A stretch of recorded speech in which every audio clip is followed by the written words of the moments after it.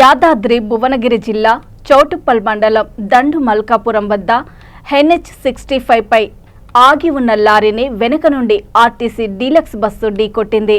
ఈ ప్రమాదంలో bus driver అక్కడికక్కడే మృతి చెందాడు. ఒకరి పరిస్థితి విషమంగా ఉంది. కాగా మరో 10 మందికి తీవ్రంగా గాయాలయ్యాయి. ప్రమాద సమయంలో బస్సులో 40 మంది ప్రయాణికులు ఉన్నారు. నల్గొండ డిపోకు చెందిన డీలక్స్ బస్సు నల్గొండ నుండి హైదరాబాద్ వెళ్తూ ఉండగా ఈ ప్రమాదం చోటు చేసుకుంది. బస్సు డ్రైవర్ మృతదేహం బస్సులో ఇరుక్కుపోవడంతో పోలీసులు తీవ్రంగా శ్రమించి బయటకు తీశారు. దీంతో రహదారికి ఇరువైపులా భారీగా ట్రాఫిక్ జామ్ అయ్యింది.